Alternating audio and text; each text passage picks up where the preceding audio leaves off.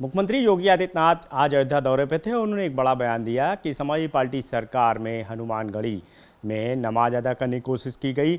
मेरे साथ राज्यसभा सांसद ब्रजलाल जी, क्योंकि उस वक्त मौजूदा समय में आईजी एलओ थे, वो मेरे साथ मौजूद हैं।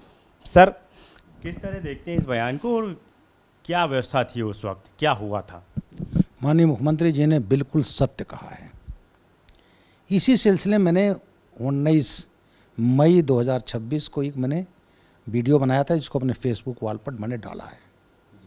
और वो मैंने बनाया था इस प्रसंग में, जब योगी आदित्यनाथ ने निर्णय लिया कि ईद पर सड़क पर नमाज नहीं पढ़ी जाएगी, तो मैंने उनको साधुवाद दिया था, बधाई दिया था। और उसी सिलसिले में कहा था, एक समय भी था जब अयोध्या हनुमानगढ़ी के ठीक स्थान वहाँ पर नमाज पढ़ाने और रोज़ा इफ्तार करने का प्रयास हुआ था। मैं भारत सरकार से लौटा था, बीएसपी की सरकार गिर गई और 29 अगस्त 2003 को माननीय मुलायम सिंह जी मुख्यमंत्री बन गए और 26 अक्टूबर से 24 नवंबर तक रोज़ा ये रमज़ान चल रहा था। उस समय राजू सबरवाल 1993 में, आजकल डीजी ट्रेनिंग है, वो एसएसपी थे फैजाबाद के, आज का अयोध्या। और माननीय बीएन राय जी हमारे सीनियर थे 75 बैच के, वो थे आईजी लखनऊ जोन। तो पता चला वहाँ ये हुआ कि साहब वो वहाँ की ये किया जाएगा, रोज़ा इफ्तार होगा हनुमानगढ़ी के सामने। महंत जी से बातचीत उन लोगों ने पॉलिटिकल स्तर पर कर लिया होगा, लेकिन मैं आईजी लैंड ऑर्डर था, क्योंकि मेरी भी जिम्मेदारी, तो मैं लगातार टच में था। तो जब मना कर दिया गया तो ये हुआ कि महंत जी के घर में रोज़ा इफ्तार होगा और नमाज पढ़ी जाएगी। महंत जी का घर जो है वो अयोध्या हनुमानगढ़ी से लगा हुआ है, बीच में पतली सी सड़क है। तो हम लोग अलर्ट थे कि वहाँ रोज़ा इफ्तार होगा, तो कहीं ऐसा ना हो सड़क पर आ जाए फिर वहाँ बवाल होने लगे। तो ये मालूम हुआ कि उन लोगों ने ये तय किया था कि महंत जी के घर में जाते हैं तो 3 सीढ़ियाँ हैं, उस पर पहले चटाई बिछा जाए, उसके बाद जो सड़क है उसके ऊपर बिछा करके हनुमानगढ़ी की दीवार जो है उससे टच करके और वहाँ पर रोज़ा इफ्तार और नमाज पढ़ा जाए। तो जैसे ही उन्होंने 3 चटाई बिछाना शुरू किया सीढ़ियों पर, वैसे हटा दिया गया, तो वहाँ नहीं हो पाया। महंत जी के घर के अंदर नमाज हुआ, रोज़ा इफ्तार हुआ। और वहाँ महंत जी हैं तो नेचुरली हिंदू देवी देवताओं की मूर्तियाँ होंगी। पता चला वहाँ नीचे जूता चप्पल तर रखे गए, ये उस समय ये बात आई थी। तो ये प्रयास हुआ था जिसको विफल किया गया। तो ये पराकाष्ठा थी, क्योंकि रोज़ा इफ्तार का मुख्यमंत्री आवास में तो भव्य रोज़ा इफ्तार होता था। और यहाँ तक डीएम, एसपी, डीआईजी, कमिश्नर भी अपने घरों में रोज़ा इफ्तार कराते थे, सरकारी मकानों में। और वहाँ कभी हिंदू त्यौहार के बारे में कोई आयोजन करना तो पाप माना जाता था। आज भी योगी आदित्यनाथ सरकार है, लेकिन किसी सरकारी आवास में, घर में कोई अपना व्यक्तिगत पूजा पाठ करा ले, लेकिन सरकारी आवास पर आज भी वहाँ पर इस टाइप की चीज़ें, चाहे वो हनुमान चालीसा हो, चाहे ये हो बुला करके सामने, ये नहीं हो सकता। लेकिन उस समय रोज़ा इफ्तार सरकारी घरों में होते थे और किया जाता था। कौन महंत थे सर उस वक्त? माननीय ज्ञानदास जी होते महंत उस समय। तो कौन कौन अधिकारी तैनात थे? अधिकारी राजू सबरवाल 93 बैच के आईपीएस, इस समय डीजी ट्रेनिंग है। और यहाँ लखनऊ जोन के हमारे वरिष्ठ थे श्री विभूति नारायण राय जी। मुख्यमंत्री जी साफ कह चुके हैं जब से उनकी गवर्नमेंट आई है पूरी तरह से यूपी पुलिस को फ्री कर दिया गया है, वो स्वतंत्र है अपने बड़े फैसले लेने के लिए। एसटीएफ भी आप देख रहे हैं किस तरह से काम कर रही है। उस वक्त किस तरह का प्रेशर था आप लोगों के ऊपर? मेरे ऊपर तो प्रेशर ना कोई डाला ना किसी हैसियत की थी और ना हुआ, उसका मैंने खामियाजा भी भुगता है। मैं 18 दिसंबर 89 को बुलाया गया लखनऊ, एक रस्तों की साहब हमसे कट्टी, तो उन्होंने कहा तुम्हें बधाई दूं, यह सद्भावना व्यक्त करूं, तुम अपने बैच के पहले एसएसपी हो, वो भी मुख्यमंत्री जी के जिले इटावा के। मैं माननीय मुलायम सिंह जी के पास आया, मैंने कहा सर मुझे मत ले जाओ, दिक्कत होगी। नहीं माने, मुझे एसएसपी इटावा ले गए। और उस समय तो ज़मीन पर कब्जा करना जैसे सबका सगल बन गया था। इन्हीं के परिवार के एक सज्जन ने मुझे फ़ोन किया 8 अप्रैल 90 को कि एक हैं मुनीब यादव मास्टर हैं, उनकी ज़मीन कब्जा कर लिया। तो सब मैं कुछ कर नहीं पा रहा हूँ, आप चाहें तो भेज दें। तो मैंने भेज दिया। मैंने शाह आलम खान थाना अध्यक्ष थे हमारे, सिविल लाइन्स इटावा, उन्होंने मुकदमा कायम किया। 9 अप्रैल को गए तो 22 लैंड माफियाओं को गिरफ्तार किया, ज़्यादातर उसमें सैफई के थे, शिवपाल जी के आदमी। अब उसके बाद पकड़ थाने ले गए। उसके बाद सैफई के प्रधान अब तो स्वर्गीय थे दर्शन सिंह यादव, वो गए 2 लोग को लेकर के और शाह आलम खान से कहा छोड़ इन लोगों को। उन्होंने कहा क्यों छोड़ दें? बोले मैं कह रहा हूँ इसलिए छोड़ दो। उन्हें आप हैं कौन? बोले मैं हूँ सैफई का प्रधान ये, और हमारे थाना अध्यक्ष को झापड़ मार दिया। हमारा खुददार थाना अध्यक्ष शाह आलम खान अब दुनिया में नहीं है, मैं उससे सलूट करता हूँ। उसने क्या किया, उन तीनों को भी बंद कर दिया, 25 बंद हो गए। शिवपाल जी को मालूम हुआ इन्होंने डकैत की तरह चंबल के उसकी तरह से 100-150 आदमी राइफल बंदूक के साथ थाने पर हमला किए। पूरा थाना भाग गया, सभी मुलजिम छुड़ा लिए गए और थाना अध्यक्ष को बुरी तरह से पीट कर लहू लुहान कर दिया गया। उसके बाद हमारा एसएसपी था, दुनिया में नहीं है, उसको दे दिया, धीरे से जनरल डायरी रुकवा दी गई। हम तो इसमें व्यस्त थे।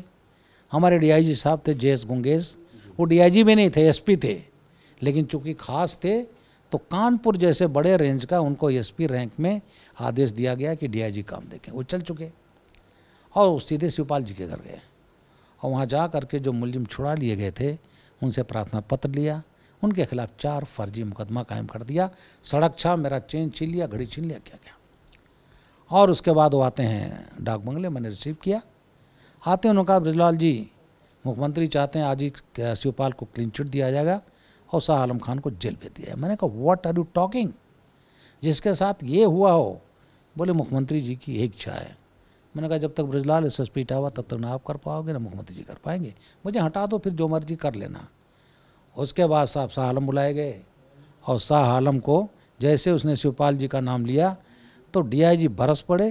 बोले शिवपाल जी नहीं आए थाने? बोले साहब वही आए। तो बोले ऐसा सच बोलने से क्या फ़ायदा जिससे हाथ पांव कट जाए। और थाना अध्यक्ष ने मुँह से निकला कि मैं देश का नागरिक हूँ, तो डीआईजी ने मेरे कागज़ भेजा, लिख इस्तीफ़ा, ज़बरदस्ती लिखवाऊँगा। उस समय मैंने कहा था दुनिया साथ छोड़ देगी, मैं तेरा साथ नहीं छोड़ूंगा। मैंने शिवपाल जी के खिलाफ 9 अप्रैल 90 को मुकदमा कायम किया था और सैफई के प्रधान गिरफ्तार हुए थे और तत्कालीन खैर मुझे भेज दिया गया, प्रताड़ित किया गया। तो दबाव का एक एग्जाम्पल देता हूँ कि मैंने कभी दबाव नहीं माना।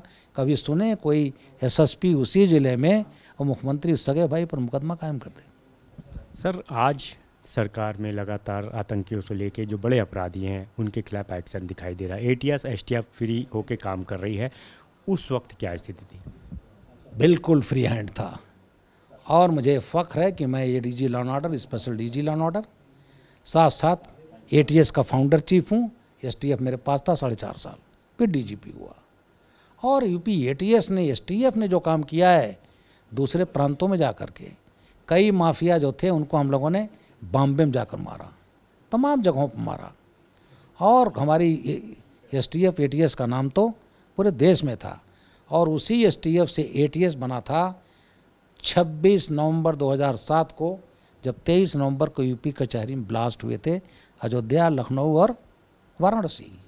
और मैं उसका, मुझे फाउंडर चीफ होने का गर्व है। लेकिन जब सरकार आती है और अखिलेश यादव जी ने मेरे खिलाफ 19 मई 2013 को बाराबंकी कोतवाली मर्डर का मुकदमा कायम किया था। मेरा दोष क्या था?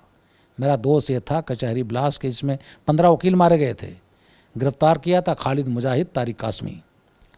अब वो मैं डीजीपी हटा दिएगा, डीजी सिविल डिफेंस था, वो गया अपना केस भुगतने, लौटा 18 मई 13 को लू लग गई, बाराबंकी मर गया।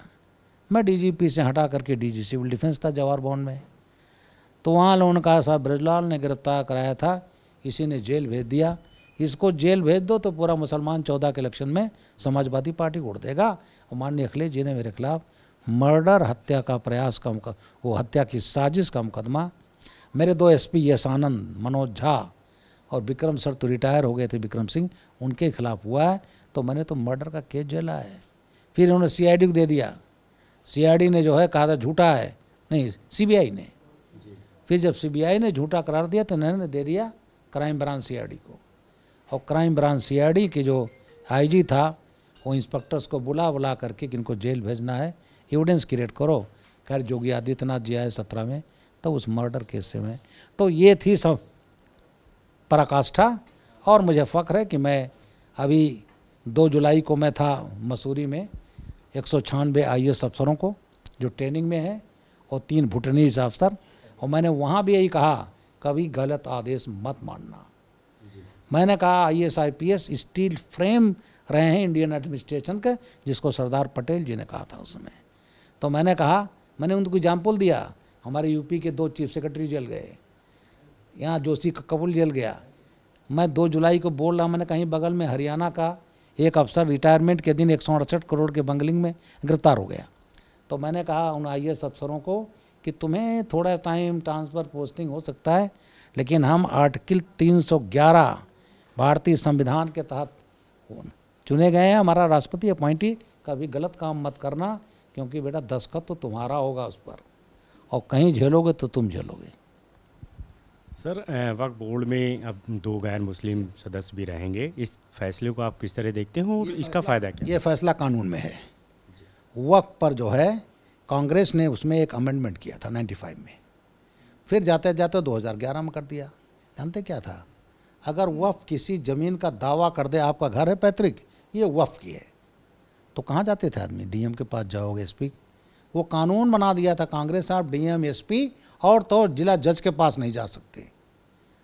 उसके बाद आपको केवल जाना होगा वक्फ ट्रिब्यूनल में, वहाँ से भी आपको न्याय नहीं मिला तब आप जा सकते हैं हाई कोर्ट और सुप्रीम कोर्ट। तो वो चीज़ उस पर बना जॉइंट पार्लियामेंट कमेटी, और मैं उसका मेंबर रहा हूँ। उसमें हम लोग तमाम राज्यों में गए, तमाम स्टो होल्डर सुना, माइनॉरिटी कमीशन जो उनको सुना, और हम लोगों ने ऐसे मुस्लिम समाज जो बिल्कुल किनारे हैं, मलंग, उन तक को सुना, और उसके बाद वो कानून बना। क्योंकि उस समय कई घटनाएं आई थी कि 1500 वर्ष पुराना एक मंदिर तमिलनाडु में, वहाँ ज़मीन थी, किसान बेचना चाहा तो नोटिस नहीं ये वक्फ की है। और उसके बाद उस समय का वो मंदिर था जहाँ उसको कहा गया भी वक्फ में है, जब इस्लाम इस देश में नहीं आया, दुनिया में नहीं आया था इस्लाम। अहमदाबाद की बिल्डिंग नगर महापालिका की, उसको दे दिया नोटिस ये वक्फ की है। ताजमहल को कहा गया था आजम खान इन लोगों ने वक्फ की है। तो इसलिए उसमें कानून में 2 मेंबर रखे गए हैं कि अगर कोई ऐसा बात आए तो वो निष्पक्षता हो सके। इसलिए ये किसी ने रखा नहीं, ये कानून है जिस पर डिबेट हुआ है, और JPC रही, और मैं भी उसका मेंबर हूँ, मैं तो उसका चश्मदीद हूँ, और मुझे फ़ख्र इस टाइप का निष्पक्ष कानून बना है। सर, आखिरी सवाल है, क्योंकि उत्तर प्रदेश के आप DGP रहे हैं, तमाम चीज़ें आपने देखी है, जो इस समय अयोध्या में ट्रस्ट चोरी का मामला चल रहा है, जो अभी तक जांच की गई है, जो अभी तक कार्रवाई की गई है, उसे आप किस तरह देखते हैं, क्या कहेंगे? बिल्कुल, इसमें ट्रस्ट नहीं कहा था SIT बनाने को, बना। जहाँ तक मेरी जानकारी 8 गिरफ्तार हो चुके हैं, रिकवरी भी हो चुकी है, संपत्तियों के पेपर मिल चुके हैं, और उसमें कोई टिन्नू यादव वो उसके सरगना रहे। अब इसमें उनको रिमांड पर लिया गया, अब उसमें और चीज़ें बाहर निकल कर आ रही हैं। तो जो उन्होंने घपला किया है, ये कोई बचने वाला नहीं है। उनकी संपत्तियां जब्त की जाएंगी, अगर सरकारी ज़मीन कब्जा तो उस पर बुलडोज़र चल जाएगा। और रिमांड पर इसलिए लिया गया है कि SIT जांच कर रही है कि भाई तुम्हारे आका कौन है ऊपर, तो अगर किसी का नाम आएगा तो ये सरकार उसको छोड़ने वाली नहीं है। इसका सेंट्रल गवर्नमेंट भी कह चुकी है, हमारी सेंट्रल लीडरशिप और हमारे मुख्यमंत्री भी इसको कह चुके हैं कि इसको छोड़ा नहीं जाएगा। लेकिन अखिलेश यादव लगातार जो आवाज़ उठा रहे हैं कि चंपत राय हैं, गोपाल राव हैं, जो बड़े लोग हैं, उनके ऊपर अभी तक कोई एक्शन नहीं। देखिए, ज़रा इंतज़ार कर लें। और वो तो ये भी कह रहे हैं हम शासन में आएंगे तो अयोध्या को धर्म नगरी बनाएंगे, अरे ये आ जाएंगे तो वहाँ बाबरी मस्जिद बनवा देंगे। ये लोग हैं जो अपनी सरकार में कब्रिस्तान की दीवारें बनाती थीं, उसमें तमाम सरकारी ज़मीनों को घेर लिया गया सरकारी पैसे से। अब आज जो योगी आदित्यनाथ कर रहे हैं कि तमाम सरकारी ज़मीनों पर कब्जा करके धर्मस्थल, कहीं कहीं तो हिंदू मंदिर भी हटे हैं। तो इसलिए, और आज तक तो राम मंदिर पर गए नहीं कि जाकर माथा टेकाएं, ना गए ना जाएंगे। एक बहाना कि नहीं साहब मैं तो अपने यहाँ मंदिर बना रहा हूँ, जब वो हो जाएगा तब जाऊँगा। मात्र इसलिए तुष्टिकरण की राजनीति इसलिए नहीं जा रहे हैं। और वो आज बात कर रहे हैं कि साहब हम धर्मनगरी बनाएंगे। उनके पिताजी ने जहाँ पर 30 अक्टूबर और 2 नवंबर 1990 को गोलियाँ चलाई थी, इनके चचा, आज उनका वीडियो मैंने सुना, वो कह रहे हैं कि चढ़ तो गए गुंबद पर लेकिन उतर नहीं पाए, टपका दिए गए बड़े तैश में। और हमें कोई इसका है किया सही किया, और होगा तो और करेंगे, चाहे हिंदू वोट दे चाहे ना दे, वो तो को बयान है आज भी है। तो इसलिए ऐसे लोग जो हमेशा हिंदुत्व के खिलाफ रहे, आतंकवादियों के मुकदमे वापस लिए थे अखिलेश जी ने 13 में, 14 चार्जशीट। तब इलाहाबाद हाई कोर्ट ने कहा आज मुकदमे अब छोड़ रहे हो, कल पद्म विभूषण दे दोगे, उस पर उसमें केस वापस नहीं ले पाए और आजम कारावास से फांसी जाओगे। तो ये लोग तुष्टीकरण की राजनीति करने वाले, जिसको देश समझ गया है, कभी विश्वास नहीं करेगा। बहुत बहुत शुक्रिया सर। कैमरा इसके वर्मा साहब, अनूप कुमार, भारत समाचार, लखनऊ।